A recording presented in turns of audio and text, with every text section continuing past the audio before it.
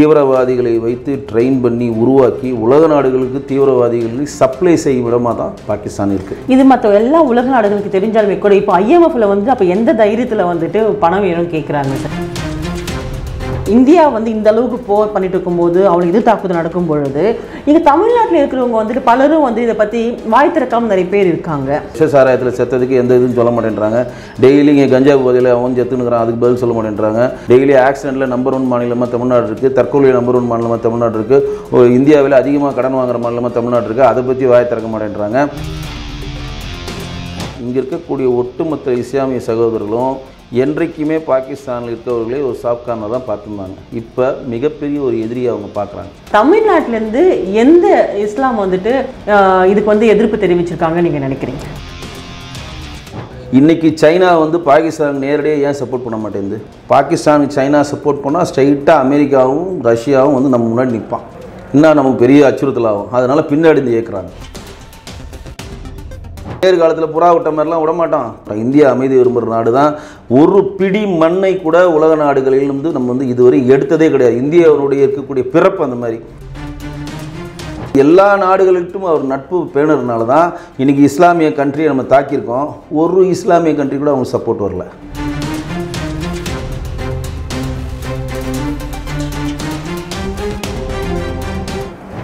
பார்வையாளர்களுக்கு வணக்கம். இன்னைக்கு நம்ம நிகழ்ச்சியில் பாஜகவின் திரு வெங்கடேசன் அவர்கள் வந்திருக்காங்க. சார் வணக்கம். வணக்கம் ஜி.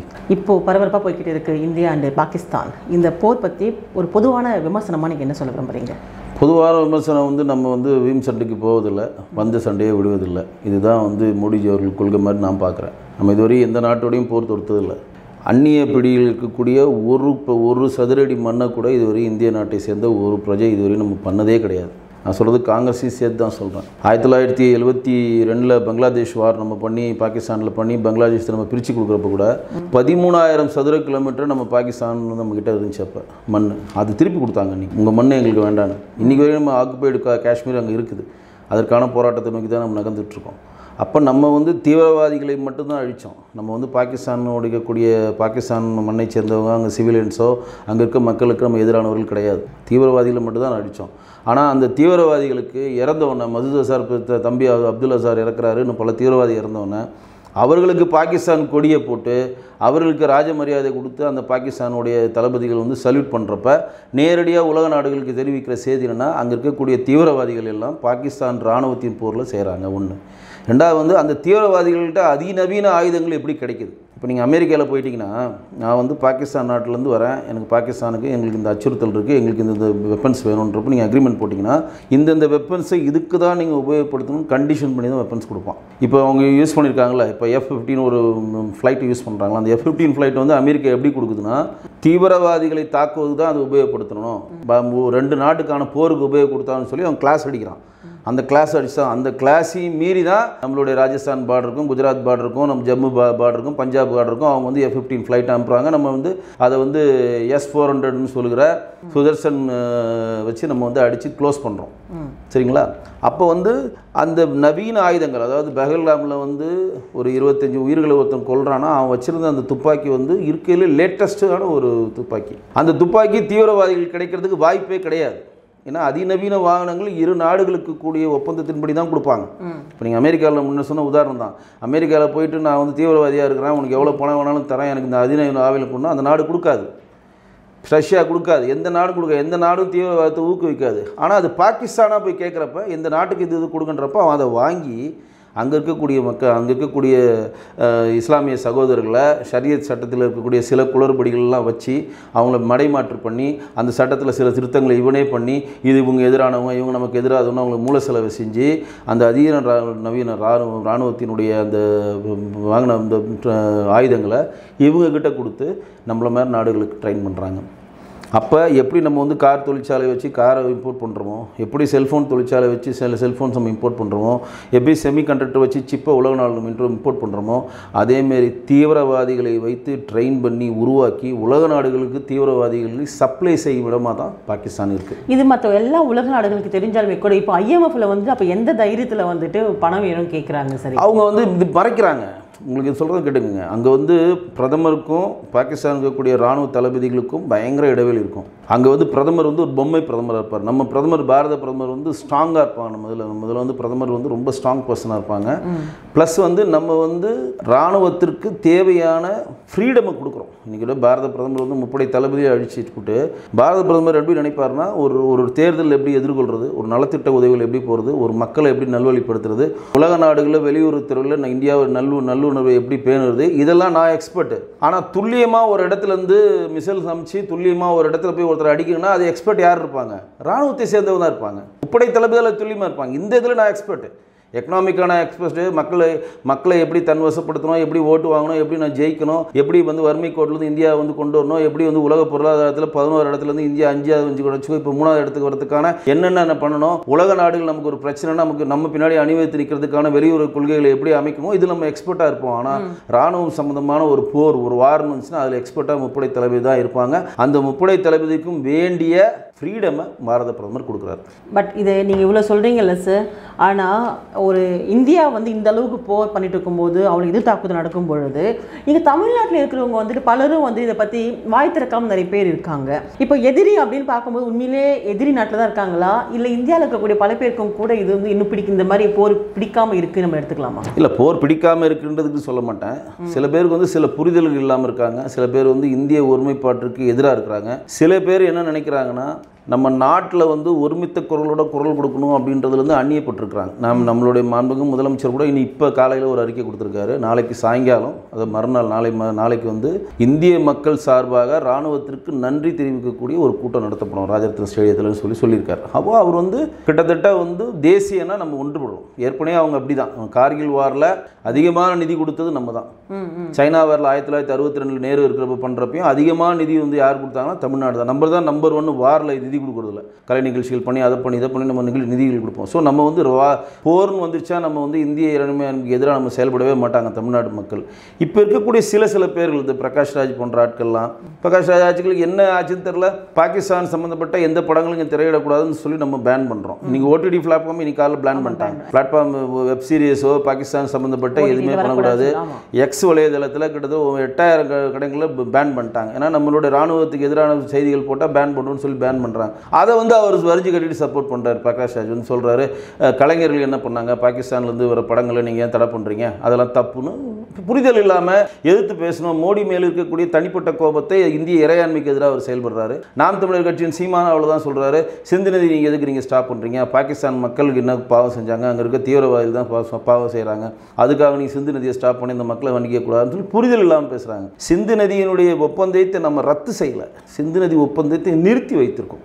ஒரு எதிர்ப்பை காட்டுறோம். உலக நாடுகள் நம்ம எதிர்ப்பை காட்டுறோம். நேற்று வரையும் தண்ணி வந்துருச்சு, இப்போ தண்ணி வரல. அந்த நாட்டு மக்கள் சிந்திப்பாங்களா, இன்றைக்கி பருவமழைக்கு நம்ம தண்ணி வரணுமே, நதி வரல, ஏன் வரல, நம்ம தீவிரவாதிகள் உள்ளே பூந்து பகல்காமில் போயிட்டு 25 பேரை கொண்டுட்டாங்க, அதனால் இந்தியா தண்ணியை நிப்பாட்டிடுச்சு, அது வரும்ல.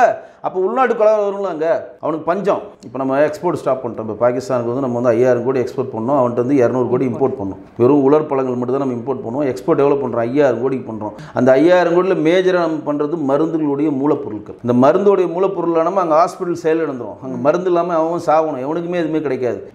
அந்த மருந்துகள் வந்து நம்ம இந்தியாவிலேருந்து அவன் வேறு நாடுகளுக்கு வாங்கணும், சைனா போன்ற நாடுகள் வாங்கினா 10 டைம் ஹையஸ்ட் பணம் கொடுத்து வாங்கணும். 10 டைம் ஹையஸ்ட் பணம். ஏற்கனவே அந்த எக்கனாமிக்கில் டவுனாக இருக்குது, நிலைத்தன்மை இல்லாமல் பொருளாதாரத்தில் வீழ்ச்சி அடைந்த ஒரு நாடு. கோதுமை கூட கிடைக்காம கஷ்டப்படுறாங்க, பொருளாதாரத்துலேயும் ரொம்ப வீக்காக இருக்காங்க, கையில் பணமும் இல்லை, அந்நிய செலாவணி குறைஞ்சி போச்சு. ஆனால் இவ்வளோ இருந்தும் கூட வந்துட்டு பார்த்துலாம் உங்களை அடிக்கிறோன்னு சொல்லிட்டு அடிக்கிறாங்க. இன்னொரு பக்கம் பார்க்கும்போது இந்தியாவை பொறுத்த வரையிலும் வந்துட்டு தீவிரவாதிகள் மட்டும்தான் வந்து நோக்கம், அவங்களை மட்டும் தான் அழிக்கணும்னு சொல்லிட்டு வேறு எங்கேயுமே வந்து பொதுமக்கள் வசிக்கக்கூடிய இடத்துல இல்லை. ஆனால் அங்குன்னு தாக்குதல் வரும்போது இந்தியாவில் குடியிருப்பு பகுதியில் தாக்குதல் நடத்துகிறாங்க. இந்த ஒரு அறிதல் கூட இங்கிருந்து ஒரு சப்போர்ட் பண்ணக்கூடியவங்க, இப்போ பிரகாஷ் ராஜ் அப்படி சொல்கிறீங்க இல்லையா, அவங்களுக்கெல்லாம் தெரியவே தெரியாது நீங்கள் நினைக்கிறீங்களா? தெரியும், அதுதான் சொல்கிறேன். இப்போ பிரகாஷ் ராஜனும் திருமாவளவனாட்டம் இவங்களாம் வந்து தெரியாமலாம் இருக்கு. நம்மளே எவ்வளோ தெரிகிறப்ப அவங்களுக்கு தெரியாமல் இருக்குல்ல. எதிரான ஒரு பரப்புரையை பண்ணணும், நாங்கள் எதிராக செயல்படுறோம். நேற்று கூட ஒரு டிவியில் தியாக அவர்கள் பேசுகிறத பார்த்தேன். பெஹல்காம் தாக்குதலில் அங்கே இராணுவம்லாம் என்ன பண்ணிடுச்சு, இராணுவத்தோட தோல்வி, ஏன் எங்கள் இராணுவத்தில் சேர்ந்தவங்க யாருமே இல்லாமல் 26 உயிரை பிடிச்சி செயலிழந்து போச்சுன்னு சொல்லி அவர் பேட்டி கொடுக்குறாரு. கனிமொழி அவர்கள் முந்தானத்து ஒரு பேட்டி கொடுத்தாங்க. பெஹல்காமில் இருக்கக்கூடிய 25 உயிர்களை காப்பாற்ற வக்கற்ற துப்பற்ற ஆட்சி தாங்க நடந்துட்டு இருக்கு, பாதுகாப்பே கேள்விக்குறின்றாங்க. இங்கே விஷசாராயத்தில் செத்ததுக்கு எந்த இதுன்னு சொல்ல மாட்டேன்றாங்க. டெய்லி இங்கே கஞ்சா போதையில் அவன் செத்துனுக்கிறான், அதுக்கு பதில் சொல்ல மாட்டேன்றாங்க. டெய்லி ஆக்சிடென்ட்டில் நம்பர் 1 மாநிலமாக தமிழ்நாடு இருக்குது, தற்கொலை நம்பர் 1 மாநிலமாக தமிழ்நாடு இருக்குது, இந்தியாவில் அதிகமாக கடன் வாங்குற மாநிலமாக தமிழ்நாடு இருக்குது, அதை பற்றி வாய் திறக்க மாட்டேன்றாங்க. அந்த இடத்துல ஏன் வந்து இராணுவ வீரர்கள் இல்லை அப்படின்றத தெளிவாக அனைத்து கட்சி கூட்டத்தில் மாண்புமிகு உள்துறை அமைச்சர் அமித்ஷா அவர்கள் விளக்கிட்டார். அந்த இடம் எப்படி இருக்குன்னா மலைக்கூங்கான இடம் அது பெஹல்காம். நான் போயிருக்கேன். அது கீழேருந்து மேலே போகணுன்னா நீங்கள் வந்து ட்ரெயின்லேயோ 2 வீலர்லேயோ பஸ்ஸுலேயோ கார்லேயோ அதில் போக முடியாது. அதில் போகிறதுக்கு 2 வழி தான். ஒன்று நடந்து போகணும், இன்னொன்று குதிரையில் போகணும், அப்படி இல்லைனா ஹெலிகாப்டரில் தான் வந்தாகணும். மலை உச்சியில் போய் ஹெலிகாப்டரில் வந்தாகணும். சரிங்களா? அப்போ நடந்து போகிறப்ப எப்படின்னா அந்த நடந்து வயசானவங்க போக முடியாதனால அவங்க குதிரையில் போவாங்க. அந்த குதிரை போகிறப்ப அங்கே இருக்க ஒரு காஷ்மீர் தொழிலாளர் அந்த குதிரையை பிடிச்சிக்கிட்டு உங்களை இப்படி இருக்கும், இப்படி செங்குத்தாக இருக்கும், இப்படி போனோன்னா அது சமதளமாக வரும். இங்கேருந்து பார்க்குறப்ப அந்த பைன் மரங்கள் பார்க்குறப்ப ரொம்ப அழகாக மினி சுவிட்சர்லாந்து அது இருக்கும். அது உள்ள சின்ன சின்ன என்டர்டைன்மெண்ட் வச்சுருப்பாங்க. காஷ்மீர் ஃபோட்டோஸ் எடுக்கிறது, அந்த உடை அணிஞ்சு ஃபோட்டோ பண்ணுறது, ட்ராலி மாதிரி விளையாடுறது, அந்த குதிச்சு விளையாடுற மாதிரி சின்ன சின்ன என்டர்டைன்மெண்ட் வச்சுருப்பாங்க. அப்போ இந்த இடத்துல இராணுவம் வந்து எப்பொழுதுமே இராணுவம் வந்து மேலே இருக்காது. ஏன்னா இங்கே காஷ்மீர் வந்து இப்போ தேர்தல் நடந்து அது மக்கள் சம்மந்தப்பட்ட ஆட்சி அங்கே வந்துருச்சு. இப்போ வந்து துணைநிலை ஆளுநர் அங்கே இருந்தாலும் உமர் அப்துல்லா தான் அங்கே முதலமைச்சர்ன்றப்ப மாவட்ட நிர்வாகம் வந்து இராணுவத்திட்ட கேட்கும். மாவட்ட நிர்வாகம் கேட்கும், இந்த இடத்துல எங்களுக்கு செக்யூர் வேணும், இப்போ வந்து இது ஸ்டார்ட் பண்ண போகிறோம், டூரிசம் இங்கே போயிட்டுருக்கனால இப்போதைக்கு செக்யூர் வேணுன்றப்ப அந்த இடத்துல இராணுவம் செக்யூர் கொடுப்பாங்க. மலைக்கு கீழே இராணுவம் இருக்கும் எப்போதுமே. நான் போயிருக்காங்க, அதனால் சொல்கிறேன். அப்போ அமித்ஷா அவர்கள் தெளிவாக சொல்கிறாரு, அமர்நாத் யாத்திரை புறப்படும். அமர்நாத் யாத்திரை 2 வழியாக போகலாம். அந்த வழியாகவும் போகலாம், இன்னொரு வழியாகவும் போகலாம். இது வழியாக போகிறது ஒரு ஷார்ட்கட். இப்போ ஐயப்பன் கோயில் நம்ம போகிறோம்ல, கோவை வழியாகவும் போகலாம், இந்த வழியாகவும் போகிற மாதிரி இது ஒரு ஷார்ட்கட்டு. அந்த பக்கம் நம்ம இமயமலை வழியாக போகிறது அது ஒரு ஷார்ட்கட்டு. அப்போ அந்த அமர்நாத் யாத்திரை தொடங்குவதற்கு 1 வாரம் 2 வாரம் டைம் இருக்கிறப்ப மாவட்ட நிர்வாகம் வந்து போலீஸும் மாவட்ட நிர்வாகம் வந்து இராணுவத்திட்ட வந்து கேட்பாங்க, சார் அமர்நாத் யாத்திரை தொடங்குது, யாத்திரிகள்லாம் வரப்போகிறாங்க, இங்கே நாங்கள் கடையெல்லாம் போக போகிறோம், இவங்களை நாங்கள் லீட் பண்ண போகிறோம், இவங்க இந்த பாதையை வந்து கூடாரம் அமைப்பாங்க, இங்கேருந்து இந்த அடுத்த நிலைக்கு செல்வாங்க, இந்த இடத்துல மக்கள் போக்குவரத்து அதிகமாக இருக்கிறதுனால நீங்கள் வந்து பாதுகாப்பு தரணும் இராணுவம் சொல்கிறப்ப அவங்க வந்து 10 அடிக்கு 10 அடிக்கு 2 இராணுவ வீரர்கள் நிற்பாங்க. இதுதான் நடைமுறையாக நடந்துகிட்ருக்கு, எனக்கும் தெரியும். ஆனால் வந்து மாவட்ட நிர்வாகம் அமர்நாத் யாத்திரைக்கு பற்றி கேட்காம அதுக்குள்ளேயே வந்து அங்கே வந்து யார் யார் வந்திருக்காங்களோ அவங்கள அவசரப்பட்டு மேலே கொண்டு போயிட்டாங்க. எங்கே டூரிசம் பிளேஸ் கொண்டு போயிட்டாங்க. எந்த ஒரு பாதுகாப்பு இல்லாமல் கொண்டு போனோன்னே இவன் ஊடுருவி உள்ளே வரான், கைபர் கணவாய் வழியாக ஊடுருவி வரான். உள்ள அது உள்ளே வரலாம், நல்லா சுற்றி மலை தான். அது கண்காணிக்கணும் இல்லைன்னு சொல்ல, எல்லாருமே கண்காணிக்கணும், ட்ரோன் வச்சு கண்காணிக்கணும். மாவட்ட நிர்வாகத்திட்ட கொடுத்தவொன்னா அது கண்காணிப்பு இல்லை, மாவட்ட நிர்வாகம் தான் சொல்லும், சார் இந்த இடத்துல அச்சுறுத்தல் இருக்குது. இப்போ நீங்கள் உள்ள ஒரு இராணுவம் ஒரு இடத்துக்கு வருதுன்னா நேரடியாக வந்து ஒரு 20,000 சதுர கிலோமீட்டர்னா 20,000 சதுர கிலோமீட்டருக்கு போய் இராணுவம் நிற்காது. அங்கே இருக்கக்கூடிய ஒரு மாவட்ட நிர்வாகம், சார் இந்த இடத்துல பெரிய பிரச்சனை இல்லை, இங்கே சேஃபாக தான் இருக்குது, இந்த இடத்துல இந்த மழைலாம் இருக்குன்னு பிரச்சனை இல்லை, இந்த இடத்துல வரத்துக்கு வாய்ப்பு இருக்குது சார், இங்கே அதிகமான ஃபோர்ஸ் வேணும் சார், இந்த இடத்துல மிஷல் வேணும் சார், இந்த இடத்துல கண்டினியூவாக கன்னோட ஒரு ஆள் வேணும் சார், இவங்க தான் சொல்லுவாங்க அச்சுறுத்தலை. அப்போ அங்கே இருக்கக்கூடிய டூரிஸ்ட்டுகள் அவசரப்பட்டு யாத்திரிகளை மேலே எடுத்துகிட்டு போனதுனால வந்து வேணான்றதை நான் சொல்லலை, மத்திய உள்துறை அமைச்சர் தெளிவாக சொல்லிட்டாங்க. அந்த புரிதல் இங்கே இருக்கவங்களுக்கு இல்லை, அது அப்படியே மாத்துறாங்களே. அதுதான் அரசியல்.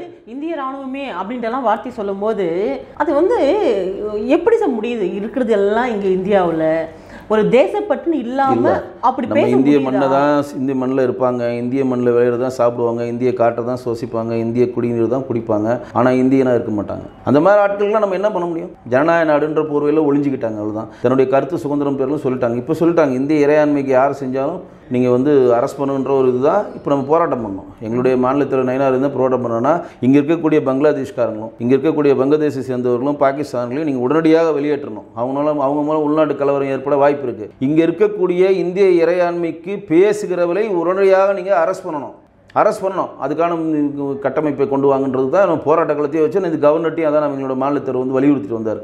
அப்போ என்னென்னா நம்ம என்ஆர்சியும் சிஏ அமெண்ட்மெண்ட்டும் நம்ம இங்கே கொண்டு வாங்கன்னு எதுக்கு தலைப்பாடு அடிச்சுக்கிட்டோம்? இந்த இப்போ பேர் வங்கதேசம் சேர்த்தவனை குன்றத்தூரில் 30 பேரை கைது பண்ணுறான்.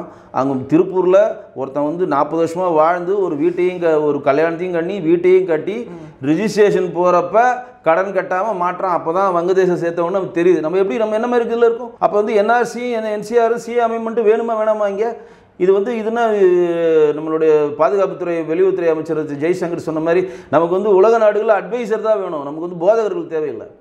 அமித்ஷா அவர்கள் சொன்னார், இதுன்னா வந்து புகலிடமா, வந்து யார் வேணால் தங்கிட்டு போகிறதுக்கு இந்தியா திறந்த வெளி புகலிடமா அமித்ஷா அவர்கள் கேள்வி வச்சார். அது உண்மை தானே? இப்போ இவ்வளோ விஷயம் வரப்போ இத்தனை பேர் மாட்டுறாங்களே. இப்போ எல்லா மாநிலத்துக்கும் நம்ம மாநிலத்துக்கும் மத்திய அரசு ஒரு சர்க்குலர் கொடுக்குறாங்க. உங்களுடைய மாநிலத்தில் எத்தனை பாகிஸ்தான் இருக்கிறாங்க, எத்தனை வங்கதேசம் இருக்காங்க, எத்தனை வெளிநாட்டு சேர் இருக்காங்க, அவங்க விசா முடிஞ்சுதுன்னா அவங்களை உடனடியாக வெளியேற்றணும். அப்போ சிஏ அமெண்ட்டும் என்ஆர்சியும் நீங்கள் அமெண்ட்மெண்ட் இங்கே கரெக்டாக நீங்கள் இம்ப்ளிமெண்ட் பண்ணியிருந்தீங்கன்னா உங்களுக்கு ஆட்டோமேட்டிக்காக தெரிஞ்சும்ல.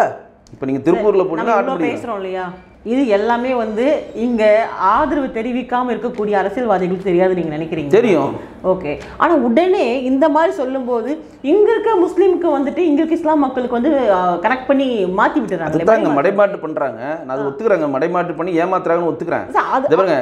இல்லை எனக்கு என்ன அப்படியெல்லாம் பண்ணும்பொழுது இதை கூட திங்க் பண்ண முடியாத அளவுக்கு தான் இங்கே இருக்கக்கூடிய மக்கள் இருக்காங்களா? இல்லை இப்போ ஒரு விஷயம், ஒரு கெட்ட விஷயத்தில் ஒரு நல்ல விஷயம் நல்லா நடந்திருக்கு பாருங்க. 27 பேர் இறந்துருக்காங்க. அந்த 27 பேர் இறந்துருக்காங்க. காயமுற்றவர்களை காப்பாற்றிய எல்லாரும் இஸ்லாமிய சகோதரர்கள் தான். முதல் முறையாக காஷ்மீர் இருக்கக்கூடிய ஒட்டுமொத்த மக்களும் கடையெடுப்பு நடத்துகிறாங்க. முதல் முறையாக காஷ்மீர் இருக்கக்கூடிய ஒட்டுமொத்த இஸ்லாமிய சகோதரர்களும் இந்த 77 பேருக்காக அழுகிறாங்க. முதல் முறையாக காஷ்மீர் இருக்கக்கூடிய ஒட்டுமொத்த மக்களும் பாகிஸ்தான் தீவிரவாதிகளை அழித்தே தீர வேண்டும்னு ஒருமித்த குரல் கொடுக்குறாங்க. நல்லா கேட்டுங்க. அங்கே இருக்க முதலமைச்சர் உமர் அப்துல்லா, இது பாகிஸ்தான் சாஃப்ட் கார்னர் அவர் சொல்லுவாங்க. அவர் உமர் அப்துல்லா ஆகட்டும், ஃபருக் அப்துல்லா அவங்க அப்பா ஆகட்டும், எல்லாருமே சாஃப்ட் கார்னர். அவங்களே இன்றைக்கி பெரிய இது வந்து எங்களை நம்பி இந்த டூரிஸ்ட் வந்தாங்க, அவங்கள பாதுகாப்பு வருத்தம் சொல்லி சட்டமன்றத்தில் தீர்மானம் நிறைவேற்றுறாங்க. சொல்லலாம்.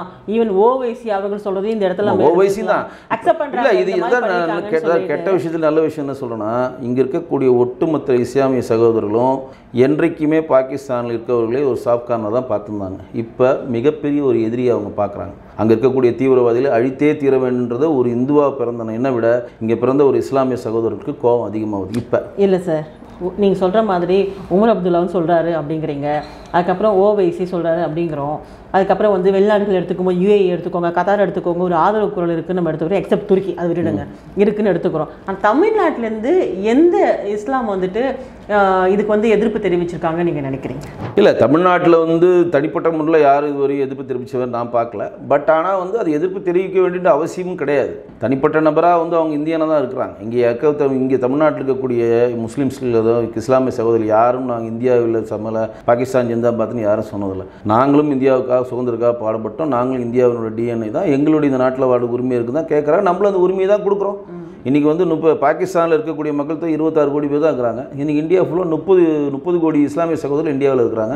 பாகிஸ்தானில் இருக்கிறதோட இங்கே மகிழ்ச்சியாக இருக்காங்க. பாகிஸ்தானில் இருக்கிறதோட இங்கே சொத்து பத்தோடு இருக்காங்க. பாகிஸ்தானோட எல்லாமே இருக்கிறாங்களா? எல்லாம் இருந்தாலும் அந்த வெளிப்படைத்தன்மையோட நம்ம நாடு, நம்ம இந்தியா, நம்ம மற்ற விஷயங்களுக்கெல்லாம் வந்து சகோதரத்துவம் அப்படின்னு பேச முடியுது. அதே மாதிரி எல்லா நிகழ்ச்சிகளும் அரசியல்வாதிகளும் போயிட்டு கலந்துக்கிறாங்க. அதெல்லாம் பண்ணும்போது ஒற்றுமையாக காமிக்கிற வீடியோ எடுத்து போடுறாங்க, நல்லா எடிட்டிங் பண்ணி எல்லாம் போடுறாங்க, ஒற்றுமை காமிக்கிற மாதிரி இருக்கு இல்லையா? அப்போது இப்போ இந்தியா வந்து இன்னொரு நாட்டோட போரிடுது. அப்போ அந்த ஒற்றுமையை வெளிப்படுத்துறோமா? அந்த இடத்துல அந்த காம்போ, அந்த ஒரு ஒற்றுமை ஒன்றா சேர்றது இல்லை. அது வந்து அதுக்கான சந்தர்ப்ப சூழ்நிலை வந்தால் தாங்க வெளிப்படுத்த முடியும். இப்போ நாளைக்கு வந்து ஒரு பேரணி நடத்துகிறாங்க ஆளுங்கட்சி, அந்த பேரில் கண்டிப்பாக அவங்க கலந்துதானே ஆகணும். இப்போ ஓவைசின்றது இன்றைக்கி இஸ்லாமிய சகோதரர்களால் பெருசாக பார்க்கப்படுற ஒரு தலைவர். ஸோ அவர் பொது வழியில் சொல்கிறாரு. காஷ்மீரில் உமர் அப்துல்லா மிகப்பெரிய ஒரு அந்த ஊருக்கான ஒரு லீடரு, அவர் பொது வழியில் சொல்கிறது பார்க்குறோம். ஸோ இதெல்லாம் வந்து இப்போ எந்த பிரச்சனையுமே கிடையாதுங்க. எல்லாமே வந்து ஒரு ஒருமித்த குரலோடு வரப்போ தான் அந்த குரல் ஓங்கி ஒலிக்கும். அதனால் வந்து இதை சிறுமைப்படுத்தி பார்க்க வேண்டியதில்லை. எனக்கு தெரிஞ்சு தமிழ்நாட்டில் இந்தியாவில் இருக்கக்கூடிய ஒட்டுமொத்த முஸ்லீம்ஸுமே இஸ்லாமிய சகோதரர்களுமே பாரத் மாதா கஜின்னு சொல்கிறவங்க தான், அதில் மாற்றே கிடையாது. ஆனால் அவர்கள் நம்மளே என்ன சொல்கிறோன்னா, நம்ம வந்து என்ன சொல்கிறோன்னா, நீங்கள் வந்து வணங்குற விதத்தில் நீங்கள் யாரை வேணால் வணங்கிக்கோங்க. அதாவது உணர்வால் வந்து உள்ளத்தால் நீங்கள் எந்த கடவுளும் வணங்கிக்கோங்க. உணர்வால் இந்தியனாக இருங்க. இதுதான் நம்மளோட கோட்பாடு. ஆர்எஸ்எஸ் கோட்பாடாக தான் பிஜேபி கோட்பாடும். நீங்கள் இஸ்லாம் மதத்தில் இருங்க, கிறிஸ்தவ மதத்தில் இருங்க, சமண மதத்தில் இருக்குங்க, பௌத்த மதத்தில் இருங்க, குருநானக்கை வணங்குற பஞ்சாபில் இருக்கக்கூடிய குருநானக் வணங்குற சீக்கிய மதத்தில் இருங்க, எல்லா மதத்திலும் இருங்க. இப்போ நம்ம ராணுவத்தில் இஸ்லாம் சகோதரர் இல்லாமல் இருக்காங்களா? நம்ம ராணுவத்தில் பஞ்சாபி சகோதரர் இல்லாமல் இருக்காங்களா? நம்ம ராணுவத்தில் பௌத்த மதத்தை சேர்ந்தவங்க எல்லாருமே இருக்கிறாங்க. அப்போது உள்ளத்தால் நீங்கள் யாரை வேணால் வணங்கிக்கோங்க. அவரோட வழிபாடு அவருக்கு சிறந்தது, அவரவர் மார்க்கம் அவரவருக்கு சிறந்தது. நபிகள் நாயகம் சொல்வார், அதை ஃபாலோ பண்ணிக்கோங்க. உணர்வால் இந்தியனாக இருங்க. இதுதான் நம்ம சொல்கிறோம். நீங்கள் ஓவைசி ஒரு கூட்டத்தில் பேசிகிட்டு இருக்கப்போ ஒரு சின்ன பொண்ணு வந்து உணர்ச்சி வசப்பட்டு பின்னாடி போய்ட்டு பாகிஸ்தான் ஜிந்தாபாத்னு சொல்லிச்சு. உடனடியாக ஓவைசி அங்கேயே கண்டிச்சார். அதை இப்போ ரெண்டு வருஷத்துக்கு முன்னாடி பெங்களூரில் உடனே கண்டித்து உடனே மன்னிப்பு கேட்க சொல்லிச்சாங்க. இன்றைக்கி வந்து ஒரு கல்லூரி பேராசிரியர் ஒருத்தர் வந்து நம்ம இந்திய இறையாண்மைக்கு எதிராக பதிவிட்டாங்க, நீங்கள் அரெஸ்ட் பண்ணி உள்ளே வச்சுருக்காங்க. அப்போ இந்திய இறையாண்மை, இந்தியனுடைய காற்றை சுவாமிக்கணும், இந்தியனுடைய விவசாயினுடைய உணவு உட்கொள்ளணும், இந்தியனுடைய குடிநீர் குடிக்கணும், எல்லாத்துக்கும் இந்தியா வேணும். ஜிந்தாபாத் மட்டும் நீங்கள் சொன்னீங்கன்னா அவங்க தேச துரோகியை தான் நம்ம பார்க்கணும். அதுதான் நம்ம வந்து பாரத் மாதா கி ஜெயின்னு ஒட்டுமொத்த குரலாக ஒழிக்கணும். நம்ம அதுதான் சொல்கிறோம், உணர்வால் வாங்கன்னு தானே சொல்கிறோம். ஸோ இதெல்லாம் ஒரு பக்கம் இருந்தால் கூட பொதுவாக இப்போ போர் நடக்கிறதுனால ஓகே, அதுக்கு முன்னாடி பார்க்கும்பொழுது மோடி என்ன சும்மா எப்போ பார்த்தாலும் நிறைய செலவு பண்ணிட்டே இருக்காரு, வெளியில் நாடாக சுற்றிட்டு இருக்காரு, சும்மா போயிட்டு ஜாலியாக சுற்றிக்கிட்டு இருக்காரு, ஒவ்வொரு முறையும் போயிட்டு இருந்தாக்க இவ்வளோ செலவாகுது, அதுக்கப்புறம் சும்மா வாங்கி வச்சுக்கிறாங்க, பொருளை வாங்கி வச்சுட்டு இருக்காங்க, எதுக்கு இதெல்லாம் ராணுவ தலைவரங்களும் தேவையே இதெல்லாம், மக்களுக்கு என்ன எங்களுக்கெல்லாம் என்ன வேணும், ஃபஸ்ட்டு நமக்கு இன்னமும் இதை பார்க்கணுங்க, அவர் பாட்டு ஜாலியாக சுற்றிட்டு இருக்கார், இப்படி இங்கே கூடிய மக்கள் வந்துட்டு மனசில் பதிஞ்சிருக்குது. அது பிரச்சாரங்கள் மூலமாக சொல்லலாம், பதிய வச்சிருக்காங்க. இதை இந்த மாதிரி டைமில் எப்படி புரிஞ்சுக்கலாம் சார்? அதாவது ஒரு நாட்டுடைய பிரதமருடைய பிரதான வேலை வந்து அரசியலில் ஈடுபடுறதும் மக்களை வந்து முன்னேற்றுவதும் மட்டுமல்லாமல் இந்தியாவை பாதுகாக்கிற மிகப்பெரிய பணி அவர்கிட்ட இருக்குது. முப்படை தளபதி இருக்கிறாங்க வேறு, ஆனால் இந்தியாவினுடைய உலக நாடுகள் கொடுக்குற அச்சுறுத்தல், உள்ளூரில் இருக்கக்கூடிய தீவிரவாதி அச்சுறுத்தல், இதிலேருந்து மக்களை பாதுகாக்க வேண்டிய மிகப்பெரிய ஒரு பொறுப்பு இருக்குது. இப்போ நீங்கள் உலக நாடுகள் எடுத்திங்கன்னா நீங்கள் போர்னு எடுத்துக்கிட்டிங்கன்னா சின்ன நாடு பெரிய நாடு இல்லை, போர் எந்த நாடும் தொடங்கலாம், ஆனால் போரை முடிக்கிறது ரொம்ப ரொம்ப கஷ்டம். இப்போ ரஷ்யாவும் ஒரு பெரிய நாடு, ரஷ்யாவிலேருந்து திரிஞ்ச சின்ன நாடு தான் உக்ரைன். 3 வருஷமாக வார் போயிட்டுருக்கு, அந்த போரை முடிக்க முடியல. அமெரிக்காவும் தலையிடுறாங்க, பிரிட்டன் தலையிடுறாங்க, இஸ்ரேல் தலையிடுது, நம்ம போய் சமாதானத்துக்கு போய் நம்மளால நிப்பாட்ட முடியல. வாரை ஈஸியாக தொடங்கிடலாம், முடிக்கவே முடியாது. அது ஒரு மிகப்பெரிய ஒரு கண்டென்ட் அது. அப்போ நம்ம வந்து மோடிஜி அவர்கள் வந்து ஒட்டுமொத்தமாக வெளிநாடுகளில் போயிட்டு நம்மளுடைய இந்திய பெருமைகளை சொல்கிறாங்க, அங்கே இருக்கக்கூடிய அதிபர்களை இந்தியாவுக்கு வர வைக்கிறாங்க, இந்தியாவில் இருக்கக்கூடிய இன்வெஸ்ட்மெண்ட் ஸ்ட்ரக்சரை காட்டுறாங்க, இன்வெஸ்ட்மெண்ட் பண்ண சொல்கிறாங்க. நம்மளும் அங்கே போயிட்டு அங்கே இருக்கக்கூடிய வெளிநாட்டு இந்தியர்களை சந்தித்து அங்கே இருக்கக்கூடிய வெளிநாட்டு இந்தியர்களை இந்தியாவில் இன்வெஸ்ட் பண்ண சொல்கிறோம். நீங்கள் வெளிநாட்டுக்கு போயிட்டீங்க, செட்டில் ஆகிட்டீங்க, பெரிய ஆள் ஆகிட்டீங்க, உங்களுடைய இன்வெஸ்ட்மெண்ட்ஸ் இருந்தால் நீங்கள் இந்தியாவில் வந்து பண்ணுங்கள், நம்ம நாட்டை முன்னேற்றுங்கன்னு சொல்லி இதை பரப்புரையை ஒன்று பண்ணுறாங்க. ரெண்டாம் உலக நாடுகள் எல்லாம், ஆல்மோஸ்ட் உலக நாடுகள் எல்லாமே மோடிஜி போய் அவர் நட்புணர்வு போகிறதுனால தான் நமக்கு 25 பேர் பெஹல்காம் தாக்கில் வந்து தாக்கப்பட்ட அன்னைக்கு ட்ரம்ப் ஃபோன் பண்ணுறாரு, அன்னைக்கே புட்டின் ஃபோன் பண்ணுறாரு, நேற்று ஃபோன் பண்ணுறாரு, உங்களுக்கு நாங்கள் உறுதுணையாக இருப்போம். 2014 வாங்கினது தான் அந்த S-400 சுதர்சன சக்கரான்ற அந்த நம்ம யூஸ் பண்ணுறோமே, இப்போ வந்து மிசைல்ஸ் நம்ம அடித்தோமே. 2016 மோடி கவர்மெண்ட்டில் ரஷ்யாட்டு அமெரிக்காவுடைய எதிர்ப்பை மீறி நம்ம வாங்கணும். அமெரிக்கா வந்து ரஷ்யாட்ட வந்து ஆயில் வாங்கக்கூடாது, உக்ரைன் போர் சப்போர்ட் பண்ண நம்ம சொல்கிறப்ப நீ பாடு போடா நான் வாங்கிக்கிறேன்னு சொல்லி நம்ம இந்திய ரூபேவில் போய் ரஷ்யாவில். அப்போ நம்ம வந்து எப்படி இருந்தாலும் நம்ம வந்து 2 நாடையும் சமமாக பார்க்குறோம். இந்த நாடுகளுக்கு நம்ம தேவை, நம்ம வந்து வலிமை மிக்க இளைஞர்களை கொண்டு வரும், அறிவுமிக்க இளைஞர்கள் நம்ம கொண்டு வரும், அவங்களுக்கும் தெரியும் சரிங்களா. அப்போ உலக நாடுகளுக்கெல்லாம் பிரயாணம் பண்ணி அந்த நாட்டுடைய நல்லுறவை பெற்று இன்றைக்கி சைனா வந்து பாகிஸ்தானுக்கு நேரடியாக ஏன் சப்போர்ட் பண்ண மாட்டேங்குது? பாகிஸ்தானுக்கு சைனா சப்போர்ட் பண்ணால் ஸ்ட்ரைட்டாக அமெரிக்காவும் ரஷ்யாவும் வந்து நம்ம முன்னாடி நிற்பான், இன்னும் நமக்கு பெரிய அச்சுறுத்தல் ஆகும். அதனால் பின்னாடி இயக்குறாங்க. இப்போ நம்ம ட்ரோனு இப்போ வந்து F-15ன்ற ஃப்ளைட்ஸ்லாம் நம்ம வந்து சுட்டு S-400 வச்சு நம்ம சுட்டு வீழ்த்தணும், அதாவது சுதர்சன சக்கரா வச்சு சுட்டு வீழ்த்தணுமே, அதில் விழுந்து த்ரோனுடைய உதிரி பாகங்களை எடுத்து பார்த்தா எல்லாம் சைனாவில் தயாரிக்கப்பட்டது. அப்போ இன்டைரக்டாக அவன் சைனா தான் சப்போர்ட் பண்ணுறான், அப்படி தான் பண்ணுறான், நேரடியாக அவன் பண்ணலை. அதேமாதிரி அந்த F-15 ஃப்ளைட்ஸ் எல்லாம் யாருதுன்னா அமெரிக்கா. அது அவன் F-15 ஃப்ளைட்ஸ் எது கொடுக்குறான்னா உள்நாட்டு பாதுகாப்புக்கும் தீவிரவாதி அழிக்கிறதுக்கும் கொடுத்துருக்கான். அவன் நாட்டுக்குள்ளே வரான், நம்ம நாட்டுக்குள்ளே. அமெரிக்கா அப்படி தான் கிளாஸ் பண்ணி கொடுத்துருப்பாங்க, இது வந்து உள்நாட்டில் தீவிரவாதி அடிக்க கொடுனா அவன் ட்ரெயின் பண்ணி தீவிரவாதிகிட்டே கொடுத்தான், எந்த நெறிமுறையும் ஃபாலோ பண்ணல. அப்போ பாகிஸ்தான் வந்து வேர்ல்டுக்குன்னு இருக்கக்கூடிய ஒரு டேர்ம்ஸ் அண்ட் கண்டிஷனை எதையுமே ஃபாலோ, ஒரு போருக்கான ஒரு அட்டவணை இருக்கும், ஒரு கட்டளைகள் இருக்கும், அதை எதையுமே ஃபாலோ பண்ணாமல் குடியிருப்பு பகுதியில் நம்ம வந்து தொடவே இல்லை. நம்ம வந்து பாகிஸ்தான் சிவிலியன்ஸ் கிட்ட போகவே இல்லை. 2வது வாட்டி நம்ம நேற்று அடித்தது கூட பார்த்திங்கன்னா ராவல்பிண்டி ஆகட்டும், லாகூர் ஆகட்டும், இஸ்லாமாபாத்துன்னு பல ஊரில் நம்ம போய் அடிக்கிறப்ப பார்த்திங்கன்னா அங்கே இருக்கக்கூடிய சிக்னல்ஸ் வேவ்ஸ்க்கு எங்கெங்கே இருக்கோ அங்கே தான் அடிக்கணும். அங்கே இருக்கக்கூடிய ஃப்ளைட்ஸுக்கோ ட்ரோன்ஸுக்கோ சிக்னல்ஸ் கொடுப்பாங்களே, சிக்னல் கொடுக்குற ஒரு தலைமை இருக்குல்ல, அந்த இடத்த நம்ம இப்போ அடிக்கணும். அதில் தான் வந்து ஷெகாவத் ஷெரீஃபை வந்து கிட்ட ஒரு 10 கிலோமீட்டர் அடித்தோன்னா இன்றைக்கி 13 பேர் உட்காந்துட்டாரு, ராணுவ தரப்புலாம் அமைச்சர்லாம் மாற்றுறாங்க அவங்க. அப்போ இன்னும் நம்ம வந்து சிவிலியன்ஸ் கிட்ட போகவே இல்லை. நம்ம வந்து முழுக்க நம்ம கிட்ட எங்கே வராங்களோ. அதில் இன்னொரு சிறப்பாக ஒரு விஷயம் என்ன பண்ணுறாங்கன்னா, பலுஸ்தானில் இருக்கவங்க எல்லாம் மோடிஜி வாழ்க்கைன்னு சொல்லிட்டு இந்தியா கொடி ஏற்றுறாங்க, பாகிஸ்தான் கொடி இறக்குறாங்க. இந்த சைடு வந்து நம்ம வந்து ஃப்ளைட்டை கொண்டு போய் ரபேலை கொண்டு போகிறோம். ரபேலும் மோடிஜி கவர்மெண்ட் வந்து தான் வாங்குச்சு. அதுக்கு பெரிய கேஸெல்லாம் போட்டு ஒரு காமெடிலாம் பண்ணானுங்க. அந்த ரஃபேல் இருந்தனால தான் இன்றைக்கி பாகிஸ்தான் நாட்டுடைய எல்லை உள்ள போகாமல் இங்கேருந்து நம்ம அடிக்கிறோம். இங்கேருந்து அடிக்கிறோம் ஏவுகணை அடித்து அங்கேருந்து துவாசம் பண்ணுறோம். அங்கேயும் பார்த்தீங்கன்னா பாகிஸ்தானில் மட்டும்தான் அடிக்கிறோம். அந்த சைடு போனால் ஈராக்கும் ஆப்கானிஸ்தான் வரதுனால அந்த எல்லைக்கிட்ட நம்ம போகவே இல்லை. அப்போ துல்லியமாக தாக்கக்கூடிய எல்லா விஷயங்களும் வாங்கப்பட்ட எல்லா பார்த்திங்கன்னா 3%, அதாவது மும்மடங்கு அதிகமான செலவிடத்தில் வந்து நம்ம இராணுவத்தை வந்து பாரத பிரதமர் பண்ணியிருக்காரு. அவர் வந்த பீரியடுக்கு அப்புறம் தான் ரபேல் வாங்கினது, அவர் வந்த அப்புறம் தான் S-400 வாங்கினது, அவர் வந்த பீரியடு தான் அதிநவீன வாங்கினது மட்டுமல்லாமல் ஆத்ம நிர்பார்ன்ற பேரில் நமக்கு வேண்டிய இராணுவ தளவாடங்களை நம்மளே தயாரிச்சுக்கிறோம். நம்ம இப்போ நம்ம இம்போர்ட்டே பண்ணுறதில்ல, அதிநவீனத்தை இம்போர்ட் பண்ணிக்கிறோம், ஃப்ளைட்ஸ் இம்போர்ட் பண்ணிக்கிறோம். பட் வந்து பேசிக்காக ஒரு இராணுவத்துக்கு தேவையான எல்லா தளவாடங்களையும் நம்ம பண்ணிவிட்டு நம்ம அதை ஏற்றுமதி பண்ணுறோம். சின்ன அதுக்கு மூலம் நம்ம அந்நிய செலவாணி பண்ணுறோம். இஸ்ரோ மூலம் நம்மளோட இஸ்ரோ இருக்கு. ஒரு காலத்தில் இஸ்ரோ வந்து எல்லாத்தையும் நாசா டிபெண்ட் பண்ணியிருந்தது. இப்போ உலக நாடுகள் எங்கே செயற்கைக்கோள் விடணும்னாலும் நம்ம இஸ்ரோக்கு வரோம். அது குறிப்பிட்ட கட்டணத்தில் வந்து இலவசமாக கம்மியாக பண்ணிக்கிறோம். நம்ம இதில் நம்ம பண்ணோம். அதனால தான் குலசேகர பிரதமர் 2வது யூனிட் கொண்டு வந்தோம். அங்கே போய் பண்ணால் வேலை ஜாஸ்தி, நீங்கள் இந்தியாவில் பண்ணுங்கள், விலை கம்மியாக பண்ணித்தரோம், எங்களோட இதையும் பண்ணி கொடுங்க, சேட்டலைட் எங்களுக்கு வேணும்னு சொல்லி நம்ம உலக நாடுகள் நம்மள்ட்ட வராங்க. இதெல்லாம் வந்து மோடிஜி அவர்களுடைய சாதனைகளை சொல்கிறேன். கண்டிப்பாக. அப்போ அது மட்டும் இல்லாமல் இப்போ DRDO பார்க்கும்போது கன்னி வெடி தாக்குதல் கூட பார்த்தீங்கன்னா அதுவும் வெற்றிகரமாக உள்நாட்டு பண்ணது. அதே மாதிரி இப்போ டாமல் அதுவும் வந்துட்டு ரஷ்யாவிலேருந்து 28 வந்து வாங்க எல்லாமேங்க. இதெல்லாம் எதுக்கு சொல்ல வரேன்னா, நீங்கள் அந்த நாடோடைய நட்புறவு பொண்ணாக தான் உங்களுக்கு கொடுப்பாங்க. நம்மளும் இன்றைக்கி அந்த நாடு என்ன டேர்ம்ஸ் அண்ட் கண்டிஷன்ஸ் சொல்லுதோ அதை வைத்து தான் இன்றைக்கி ஒரு ரூலை ஃபாலோ பண்ணுறோம். வாரோட ரூலை ஃபாலோ பண்ணுற ஒரே கண்ட்ரி இந்தியா. இப்போ நீங்கள் S-400 நம்ம வச்சுருக்கோமே, அது பாகிஸ்தான் பார்டரில் வச்சு அடிக்கிறது எவ்வளோ நேரம் ஆகும்? நமக்கு எவ்வளோ நேரம் ஆகும்? பாகிஸ்தானை காலி ஆகிடுங்க. F-15 வச்சுருக்கான், ரபேலை உள்ளே விட்டான்னா F-15ன்றது சாதாரண அமெரிக்கிற ஒரு விமானம் தான். நம்ம ரபேலை பாகிஸ்தானில் விட்டா நம்ம படத்தில் வந்து செம்ம காமெடி பண்ணுவார் விஜய், ரபேல் வேணும்னு சொல்லிவிட்டு ஒரு ஆஃபீஸ் உள்ளே போயிட்டு எல்லாரையும் தூக்கிட்டு வருவார். சரிங்களா? பீஸ்டில் பண்ணுறாருல அந்த மாதிரி ரஃபேல்ன்றது அதிநவீன ஃப்ளைட்டுங்க. அது ஃப்ரான்ஸோடைய பங்களிப்பு. நமக்கு 35 ஃப்ளைட்ஸை வாங்கியிருக்கோம். இதெல்லாம் ஏன்னா உலக நாடுகளுக்கு போட்டி. இப்போ நம்ம வந்து பாகிஸ்தானுக்கு கூட சொல்லுகிற ஒரு செய்தி என்னன்றது தெரிஞ்சுங்க. இப்போ நம்ம வந்து அடிக்கிறோமே S-400 அடிக்கிறோமே, அடித்து நம்மளுடைய ட்ரோன் தாக்குதலையும் விமான தாக்குதலையும் மேலேயே ப்ரொடெக்ட் பண்ணி நம்ம இந்தியாவுக்குள்ளே வராமல் வான்வெளியிலே நம்ம அடித்து போடுறோமே, இதுக்கு யாருக்குமே கொடுக்குற ஒரு செய்தி? சைனாவுக்கு கொடுக்குற செய்தி. சைனாவுடைய பார்டர்லேயே நம்ம ஒன்று நிற்குதுங்க, S-400 இருக்குது, சுதர்சன் சக்கரா அங்கேயும் ஒன்று நிற்கிது. நீ என்ன மாதிரி ஆளாட்டினாலும் இங்கேருந்து அடிப்போம் நாங்கள், எங்ககிட்ட எங்கள் நாட்டோடைய எல்லைக்குள்ளே ஒரு துரும்பு கூட வந்து விடாது அப்படின்றதுக்கு சைனாவுக்கு சொல்கிற செய்தி.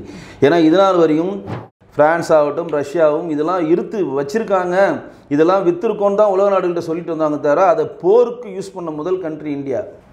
ஃப்ரான்ஸ் வந்து நமக்கு வந்து ரஷ்யா அது கொடுத்துட்டாங்க. ரஷ்யா வந்து 2016 இதை கொடுத்துட்டாங்க, 3 கொடுத்துட்டாங்க, இன்னும் 2 நம்ம வரப்பு தரேன் இருக்காங்க. நம்ம ரபேலும் 35 வாங்கிட்டோம். ரபேல் நம்ம வாங்கி வச்சோம், எந்த வாரம் நம்ம யூஸ் பண்ணல, பதன்கோட்டில் யூஸ் பண்ணலாம். அதனால தான் இப்போ நிறைய விமர்சனம் வந்துருக்கு சோஷியல் மீடியாவில் பார்க்கும்போது. எல்லாரும் ஐயோ நிறைய வாங்கி குவிச்சிட்டே இருக்காங்களே, எப்படி ஒர்க் ஆகுதுன்னே தெரியல, சும்மாவா அப்படின்னு சொல்லிட்டு இருந்தாங்க. இப்போ வந்து தெரியுதுன்னு சொல்லிட்டு இப்போ வந்து ரஷ்யா வந்து இப்போ வந்து சைனா வந்து நம்மளை பார்த்து பயப்படும். ஆஹா நம்ம என்னமோ இந்தியாவை சாதாரண நினச்சிருந்தோம், ஒட்டுமொத்த எக்யூப்மெண்ட்ஸும் அவங்க வச்சுருக்காங்க, நம்மள்ட்ட வந்து நம்ம இஸ்ரோவோட துணையோட துல்லியமாக போய் தாக்குறோம். கரெக்டாக அல்கொய்தா தீவிரவாதிகள் முகாம், கரெக்டாக முஜிபுர் ரஹ்மான் தீவிரவாதி முகாம்களுக்காக வந்து நம்ம வந்து லக்ஷரி ஜெய்பா முகாம் அப்படின்னு கரெக்டாக மைன்யூட் பண்ணி கரெக்டாக அந்த மிசைலை கொண்டு போய் அடிக்கிறாங்கன்னா அது எவ்வளோ பெரிய டேலண்ட் வேணும். அதுவும் அவங்க வானிலையில் பறக்காமல் நம்ம இடத்துல இருந்து அடிக்கிறோம். அப்போ நம்ம வந்து ஹைலி எக்யூப்மெண்ட்டான வார் கண்டென்ட் நம்மள்ட்ட இருக்குன்றது உலக நாடுகளுக்கு ஒரு எக்ஸாம்பிள் காட்டுறோம். இப்போ இந்தியா நீயும் சமாதான நாடு, புறாவை தூக்கி விடுவோம், அந்த கதெல்லாம் நினைக்காத. புறா விடுறோன்னு நேரு காலத்தில் புறா விட்ட மாதிரிலாம் விடமாட்டோம். தொட்டினா அதனால் ஃபஸ்ட்டே நான் இன்டர்வியூ ஆரம்பிச்சப்பே சொல்கிறேன், நாங்கள் வந்த சண்டையை விடமாட்டோம், பம்பு சண்டைக்கு போக மாட்டோம், வந்த சண்டையை விடமாட்டோம். இந்தியா அமைதி விரும்புகிற நாடு தான். ஒரு பிடி மண்ணை கூட உலக நாடுகளிலிருந்து நம்ம வந்து இதுவரை எடுத்ததே கிடையாது. இந்தியாவுடைய இருக்கக்கூடிய பிறப்பு அந்த மாதிரி. அவனுடைய மண் நமக்கு எதுக்குன்னு நினைக்கிற நம்ம கண்ட்ரி. இதுவரையும் நம்ம வந்து வாரில் கூட நம்ம 13,000 கிலோமீட்டர் கூட நம்ம இதில் எடுத்தாங்க. பாகிஸ்தான் வாரில் பண்ணுறப்ப பங்களாதேஷை பிரித்தாங்களே, 13,000 சதுர கிலோமீட்டர் நம்மக்கிட்ட வந்துச்சு, திருப்பி கொடுத்தாங்க. அதை 90,000 வீரர்கள் வந்தாங்க, சரணடைஞ்சாங்க, திருப்பி கொடுத்தாங்க. சிம்லா பத்து போட்டு எல்லாத்தையும் திருப்பி கொடுத்துட்டாங்க, வச்சுக்கோ நீ. ஏன்னா நம்ம இயல்பாகவே இந்தியாவில் பிறந்தவர்களுக்கு அந்த மனப்பான்மை, பரந்த மனப்பான்மை இருக்குது. இதுதான் இங்கே இருக்கவங்க புரிஞ்சுக்கணும். அப்போ உலக நாடுகளெல்லாம் மோடிஜி அவர்கள் சுற்றுப்பயணம் போகிற ஒரே ரீசன் நல்லா கேளுங்க, இஸ்லாமிய நாடுகள் வந்து அதிகமாக மோடிகளுக்கு விருது கொடுத்த நாடுகள் வந்து இஸ்லாம் நாடுகள் தான் ஜாஸ்தி. இப்போ கூட சவுதி அரேபியாவுக்கு போயிட்டு வந்தார். சவுதி அரேபியாவில் இஸ்லாமிய கண்ட்ரியில் கிருஷ்ணர் கோயிலை கட்ட வைக்கிறார். இஸ்லாமிய கண்ட்ரியில் அவங்க மொழியில் ராமாயணத்தை மொழிபெயர்க்கிறார். கிருஷ்ணர் கோயில் கட்டுறாங்க, ராமாயணத்தை மொழிபெயர்க்கிறாங்க. அப்போ மனித நேயத்தை பண்ணுறாங்க. அப்போ மோடிஜி ஒரு தாட் வந்து யாதும் ஊரே யாவரும் கீழீர் அப்படின்னு நம்ம கணிகன் பூங்குன்ற சொன்னது தான் அவர் வேறு மாதிரி சொல்கிறாரு. வசுதேவ குடும்பம், ஒட்டுமொத்த வேர்ல்டே என் குடும்பம்ன்றார். அவர் வந்து இந்தியாவை என் குடும்பம்னு சொல்ல, பாகிஸ்தானிய குடும்பம் தான். அதனால தான் நம்ம 183 கண்ட்ரிக்கு வந்து நம்ம வந்து கொரோனா டைமில் வந்து ஃப்ரீயாக வந்து வேக்சின் கொடுத்தோம். 184 இது பாகிஸ்தானுக்கு கொடுத்தோம், வேக்சின் ஃப்ரீயாக கொடுத்தோங்க. எதிரி நாடு கொடுக்க மாட்டோமா? மக்கள் வசுதேவ குடும்பம், எல்லாரும் என் மக்கள் தான், யாதும் ஊரே யாவரும் கேள்வி, எல்லாமே இந்த உலகமே வந்து என் ஊர் தான், இந்த உலகத்திற்கு அனைவரும் என் உடன் பிறந்தவர்கள் தான், யாதும் ஊரே யாவரும் கேள்வி கணியன் பூங்குன்றன்னு சொன்னது தான் வசுதேவ குடும்பம்னு சொல்லிட்டு அவர் மோடிஜி அவர்கள் சொல்கிறார். அப்போ எல்லா நாடுகளுக்கும் அவர் நட்பு பேணுறதுனால தான் இன்றைக்கி இஸ்லாமிய கண்ட்ரியை நம்ம தாக்கியிருக்கோம். ஒரு இஸ்லாமிய கண்ட்ரி கூட அவங்க சப்போர்ட் வரல. துருக்கி தவிர அவன் சும்மா பழைய கப்பலை கொடுத்துட்டு சப்போர்ட் பண்ணுறான். ஆனால் துருக்கியே அங்கே பெரிய பிரச்சனை உள்நாடு கலவரத்தில் போயிட்டுருக்கு. அவன் வந்து மால்தீவுக்கு ஒரு பழைய கப்பலும் நம்ம பாகிஸ்தானுக்கு ஒரு பழைய கப்பலும் கொடுத்துட்டு உட்காந்துருக்கான். ஈரான் வரல, ஈராக் வரல, இது புருனே வரல. எவ்வளோ இஸ்லாமிய கண்ட்ரிஸ் எவ்வளோ இருக்குது, எகிப்தாகம்ன்றது எவ்வளோ கண்ட்ரிஸ், ஒருத்தர் கூட ஏன் சப்போர்ட்டுக்கு வரல? இஸ்லாமிய நாடு வந்து கடவுள் பெயராக தீவிரவாதத்தை வளர்க்குற நாடுன்னு எல்லாருக்குமே தெரியும். அங்கே இருக்கக்கூடியவர்கள் எல்லார் தீவிரவாதிகளை வளர்த்து வைத்து உலகநாடுகளுக்கு அனுப்புகிறாங்க. அதனால் சப்போர்ட்டுக்கு வர மாட்டோம், இந்தியாவை நம்ம எதிரியாக பாவிச்சக்க மாட்டோன்றதுனால தான் ஒரு இஸ்லாமிய கண்ட்ரி கூட அவங்களுக்கு சப்போர்ட் வரல. இப்போ அவங்க வேர்ல்டு பேங்கில் கடன் கேட்குறாங்க, வேறு என்னென்ன இதில் கடன் கொடுக்க நாங்கள் பெரிய பாதிக்கப்பட்டிருக்கோம் எல்லாமே கேட்குறாங்க. அப்போ நம்மளை கம்பேர் பண்ணுறப்ப பரப்பளவு ரொம்ப சின்ன நாடு. நம்ம 140 கோடி மக்கள் இருக்கோம், அவன் 25 கோடி தான் இருக்கிறான். நம்ம 8 லட்சம் கோடி இராணுவத்துக்கு செலவு பண்ணுறோம், அவன் 83,000 கோடி தான், அவன் வந்து 83,000 லட்சம் கோடி தான் அவன் வந்து இராணுவத்துக்கு செலவு பண்ணுறான். 7 டைம் ஹையஸ்ட் அவன் என்ன பண்ணுறான். நம்மளுடைய இராணுவ பட்ஜெட் தான் பாகிஸ்தானை ஒட்டுமொத்த பட்ஜெட்டை. எதுக்குமே கம்பேர் பண்ணால் இந்தியாவோட அவன் வந்து ஒரு கொசு மாதிரி பாகிஸ்தான். இருந்தாலும் அந்த கொசு தொல்லை குடிச்சிக்கிட்டே இருக்க, அந்த கொசு அடிச்சு கொல்லுடா அப்படின்னு மோடி ஒரு முடிவுக்கு வராரு. அப்படி தான் நான் நினைக்கிறேன். மனிதநேயமாக நம்ம பார்க்குறோம், இந்த கொசு சும்மாவே இருக்க மாட்டேன், பறந்து வந்து ஒரு கொசு தொல்லை கொடுத்துட்டே இருக்குது அடி.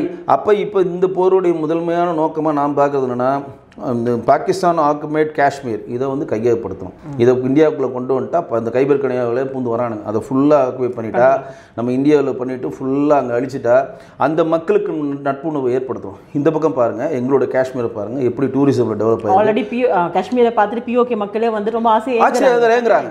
இந்த பக்கம் பாருங்கள், டூரிசம் டெவலப் ஆகிருக்கு, இண்டஸ்ட்ரீஸ் கொண்டு வந்துட்டோம், அம்பானி அஜானி எல்லாருமே அங்கே இண்டஸ்ட்ரீஸ் கொண்டு வராங்க. இப்போ யார் வேணால் அங்கே இடம் வாங்கலாம், இயல்பு நிலை திரும்புறது, எல்லாருமே தொழிற்சாலை தொடங்கலாம், உங்களுக்கு வேலை வாய்ப்பு அதிகப்படுத்துகிறோம். தீவிரவாதத்திலேருந்து யார் யார் வராங்களோ, தீவிரவாத கும்பலில் போய் ஒருத்தர் சேர்ந்துட்டு அவன் திரும்பி வந்தானா உடனடியாக அரசாங்க வேலை அவனுக்கு கொடுக்கப்படுது, ஆர்டர் கொடுக்குறாங்க, அரசாங்க வேலை கொடுங்க, அவனுக்கும் தீவிரவாத பாதை போகணும்.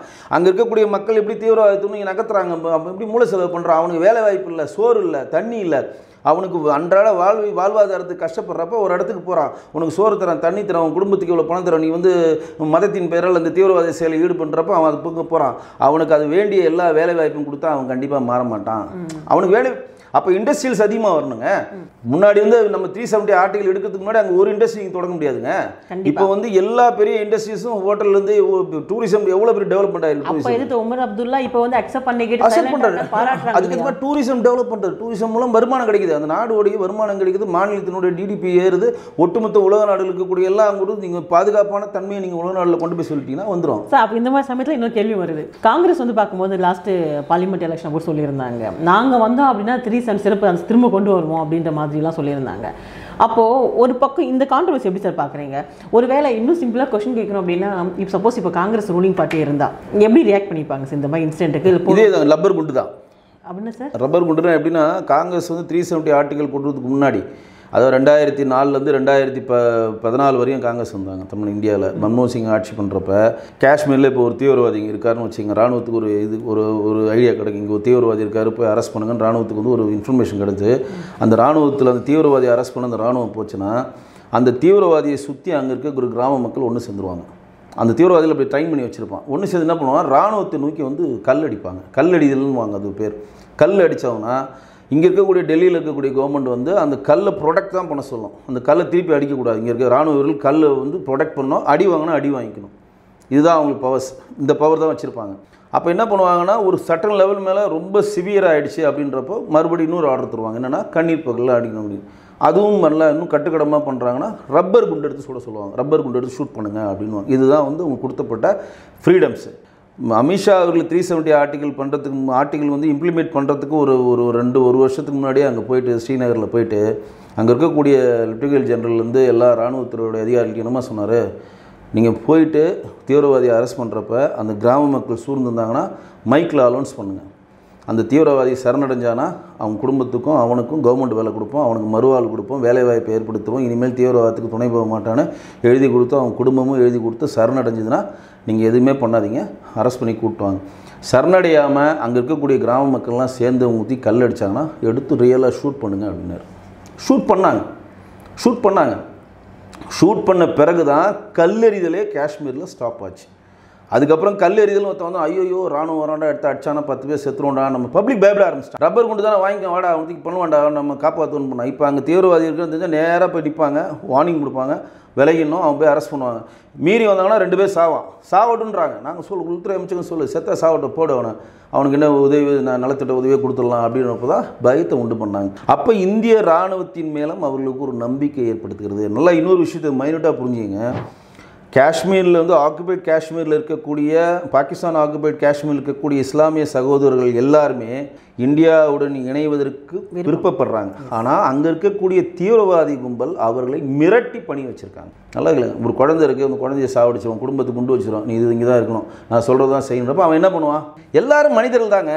விவேகானந்தர் அவர்கள் சொன்ன விவேகானந்தர் சொல்லுவார், பிறக்கிறப்ப தான் நீ வந்து பிறந்தவனு தான் நீ இந்த ஜாதி இந்த மதம் அது இதுன்னு சொல்கிற, செத்தப்புறம் ஆன்மாக்கு எந்த ஜாதியும் இல்லை, எந்த மதமும் இல்லை.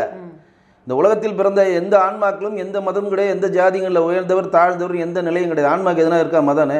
செத்த பிறகு உன் பேர் என்னது? பணம் தானே. இன்னார் தான் செத்துட்டாரு, வி.கே. வெங்கடேசன் அவர்கள் படுத்து கொண்டிருக்கிறாருன்னு சொல்லுவாங்க, பணம் படுத்துருக்குதான்னு சொல்லுவாங்க. இதை வந்து அன்றைக்கே அவர் சொல்லிட்டார். அப்போ ஆன்மாக்கு எந்த ஒரு கண்டென்ட்டும் இல்லை அப்படின்றத அவர்களுக்கு புரிய வைக்கிறோம். ரெண்டு வந்து ஒரு செவரு தான் இருக்குது. பாகிஸ்தான் ஆக்குபைட் காஷ்மீர் இங்கே இருக்குது, 10-15 கிலோமீட்டரில் இந்தியாவில் இருக்குது காஷ்மீர் இருக்குது. இதோட டெவலப்மெண்ட் எப்படி இருக்குது, இதோட டெவலப்மெண்ட் இருக்குது, அங்கே இருக்க மக்கள் பார்ப்பாங்களா இல்லையா? இங்கே ஸ்கூல்ஸ் நல்லா இருக்குது, நம்ம போகிறாங்க, ஐஎம்ஏ படிக்கிறான், காலேஜில் போய் படிக்கிறான், எய்ம்ஸ் கொண்டு வந்துட்டோம். இன்றைக்கி உலகத்திலே மிகப்பெரிய பாலம் காஷ்மீரில் போட்டிருக்காங்க. மிகப்பெரிய ஒரு 2 மலை இணைக்கக்கூடிய பாலம், யாருமே பண்ணாத ஒரு சாதனை. ட்ரெயின் ஸ்ரீநகருக்கு 2 ட்ரெயின் எக்ஸ்ட்ரா விட்டுருக்கோம். நீங்கள் ஏர்கிராஃப்ட் ஸ்ரீநகர் மாதிரி இன்னும் 2 ஏர்கிராஃப்ட் உள்ள கொண்டு விட்டான்றதுல சின்ன சின்ன நகரங்களை இணைக்கிறோம். இதையெல்லாம் பார்க்குறப்ப நம்ம இன்னும் இப்படி இருக்கிறோமே. அதுதான் உங்களுக்கு அப்பயே சொன்னேன். 1947 ஆகஸ்ட் 15 நம்ம சுதந்திரம் அடைஞ்சோம். 1947 ஆகஸ்ட் 14 பாகிஸ்தான் சுதந்திரம் அடைஞ்சது. இன்றைக்கி நம்ம வந்து உலக நாடுகளில் ஜிடிபியில் 5ஆவது இடத்துலேருந்து 3ஆவது இடத்துக்கு வந்துட்டோம். நீ இன்னும் சோத்துக்கு சிங்கி அடிச்சுக்கிட்டு உலகத்தில் கலவரத்தை பண்ணிகிட்டு இருக்கேன்னா அப்போ வந்து தெரிந்தே தான் அந்த விஷயத்தை நீங்கள் பண்ணுறீங்க. அப்போ அங்கே இருக்கக்கூடிய பாகிஸ்தான் மக்களை ஏமாற்றிக்கொண்டு அவர்களை மூளை செலவை செய்து அவங்களுடைய இளைஞர்களை வந்து மதத்தின் பேரால் வந்து மாற்றி அதிநவீன ஆயுதங்களை கொடுத்து உலக நாடுகளில் போயிட்டு தீவிரவாதத்தை வளர்க்குற வேலையை தான் பாகிஸ்தான் பண்ணியிருக்கு. அதை தான் இப்போ உலக அரங்கில் நம்ம கொண்டு போய் சேர்த்துட்டோம். அதான் மோடிஜி அவர்களுடைய மிகப்பெரிய ஒரு பலம். அதை தான் வெளிநாட்டு தூதுவரில் நீங்கள் இந்த ஆப்ரேஷன் பண்ண 1:30 மணிக்கு அந்த ஆப்ரேஷன் பண்ணுறதுக்கு முன்னாடி, சிந்தூர் ஆப்ரேஷன் பண்ணுறதுக்கு முன்னாடியே இந்தியாவில் இருக்கக்கூடிய எல்லா எம்பேசி லீடர்ஸையும் கூப்பிட்றாங்க. எல்லா அம்பாசிடரையும் கூப்பிட்டு ஒரு கூட்டம் நடத்துறாங்க. எல்லா அம்பாசிடர்ட்டையும் போட்டு காட்டுறாங்க, இதெல்லாம் பாருங்க, இந்த மாதிரிலாம் பண்ணியிருக்காங்க, இதெல்லாம் பண்ணியிருக்காங்க. ஏன் அப்படின்னா இந்த எம்பாசியோடைய அந்த லீடரை அவனுடைய பிரசிடென்ட்டுக்கு சொல்லுவாங்க, அவங்க சொல்கிறது உண்மை, பாகிஸ்தான் தீவிரவாதி இந்த மாதிரி பண்ணுறாங்க. இதனால் வரையும் பாகிஸ்தான் தீவிரவாதி நீங்கள் சொல்லிட்டு இருக்கீங்க. அவங்க பாகிஸ்தான் தீவிரவாதி இல்லை, பாகிஸ்தானை சேர்ந்த இராணுவத்தில் இருக்கக்கூடிய ஐஎஸ்ஐயால் ட்ரைனிங் கொடுக்கப்பட்ட இராணுவத்தினுடைய அதிநவீன இயந்திரங்களை கொடுத்து துப்பாக்கிகளை கொடுத்து இங்கே அனுப்புகிறாள். இதுக்கு முழுக்க பின்னாடி பாகிஸ்தான் தான் இருக்குன்னு சொல்லி இதனால் வரையும் தீவிரவாதிக்கு எங்களுக்கு சம்மந்தம் இல்லைன்னு பாகிஸ்தான் வந்து தப்பிச்சுக்கிட்டு இருந்துச்சு. தீவிரவாதிகளை ட்ரெயின் பண்ணுறதும் பாகிஸ்தான் தான், அதுக்கு அதிநவீன ஆயுதங்களை கொடுக்குறதும் பாகிஸ்தான் தான், இராணுவ மரியாதை அளிக்கும் பண்ணுறதும் பாகிஸ்தான்றதை தெளிவாக உலக நாடுகளை கொண்டு போய் சேர்த்துட்டோம். அதுதான் நம்மளோட வெற்றி. அதுதான் வந்து மோடிஜி அவர்களுடைய வெளியுறவு கொள்கைக்கான வெற்றி. Great sir. இதை விட வந்து ரொம்ப எளிமையாக விளக்க முடியுமா அப்படின்னு எனக்கு தெரியல. பார்க்கக்கூடிய மக்கள் வந்து உண்மையிலேயே ஃபேக்டை நம்ம பேசும்போது இதை எப்படி புரிஞ்சுப்பாங்கன்னு புரியல. லெட்ஸி கொண்டு போக வேண்டியது நம்மளுடைய கடமை கொண்டு போயிருக்கோம். இருந்தாலும் இப்போ நான் காங்கிரஸ் பற்றி ஒரே ஒரு கேள்வியோடு இது முடிச்சுக்கிறேங்க சார். இந்த விஷயத்தை காங்கிரஸ் எப்படி ஹேண்டில் பண்ணியிருக்கும் நீங்கள் சொன்னீங்க இல்லையா? இவ்வளோதான், அதோட போர் முடிஞ்சிருக்கும், போரே வந்திருக்கு. இல்லை, காங்கிரஸ் எப்படி ஹேண்டில் பண்ணான்னா, நம்ம வந்து மும்பை தாக்குதல் ஒன்று பண்ணாங்க. தாஜ் ஹோட்டலில் புல் வந்து அடிச்சு 150 பேர் நம்ம இறந்தோம். உங்களுக்கு தெரியுமா தெரியல, மும்பை தாக்குதல் பயங்கரமாக நடந்தது. அப்போ வந்து உள்துறை அமைச்சராக வந்து சிவராஜ் பாட்டீல் இருந்தார். மன்மோகன் சிங் ஆட்சி காலத்தில் அது நடக்கிறப்ப நம்ம இறந்துட்டோம். உள்ளே அடித்தாங்க, 24 மணி நேரம் போராட்டம் பண்ணி நம்ம வந்து 197 பேர் இருந்துட்டோம். வெளிநாட்டுக்காரங்களே செத்தாங்க, நம்ம நாட்டுக்காரங்களும் செத்தாங்க. அப்போ மன்மோகன் சிங் கவர்மெண்ட் வந்து பாகிஸ்தான் மேல் நேரடியாக வார் தொடங்கலை. எக்கனாமிக்கலாக அவங்கள வீக் பண்ணுன்னு சொல்லிட்டு வேர்ல்டு பேங்கில் கம்ப்ளைண்ட் பண்ணுறாங்க, ஐநா சபையில் கம்ப்ளைண்ட் பண்ணுறாங்க, உலக நாடுகள் எல்லாத்தையும் வந்து கண்டுபிடிச்சு இதை வந்து பாகிஸ்தான் தான் பின்னாடி பண்ணுறாங்க. கடல் வழியாக வந்தாங்க, ஒரு சில டைம் வான் வழியாக வருவாங்க. இந்த வாட்டி அந்த மும்பை தாக்குதலில் கடல் வழியாக போட்டாங்க வர கடல் வழியாக வந்து தாக்குதல் பண்ணாங்கன்றதை எக்கனாமிக்கலாக டிப்ளமேட்டிக்காக எக்கனாமிக்கலாக கொண்டு போய் உலக நாடுகளை சேர்த்து அவங்க பண்ணுறப்ப உலக நாடுகளில் ஒரு அழுத்தத்தை கொடுக்குது. இது பாகிஸ்தான் தான் பண்ணியிருக்கீங்க, இந்தியா சொல்லுது நீங்கள் எதுவும் பண்ண மாட்டீங்க, உங்களால் வார் வந்துடும் அப்படின்னு படுக்கிறப்ப பாகிஸ்தான் என்ன பண்ணுதுன்னா ஒரு 10-15 தீவிரவாதி அங்கே பிடிக்குது. ஆமாம் மும்பை தீவிரவாதியில் இந்த மாதிரி குழுக்கள்லாம் செயல்படுறாங்க, அவங்க நாங்கள் 10 பேர் அரெஸ்ட் பண்ணி ஜெயிலில் போட்டோம்னு சொல்லி அப்படியே அதை முடிச்சிட்டாங்க.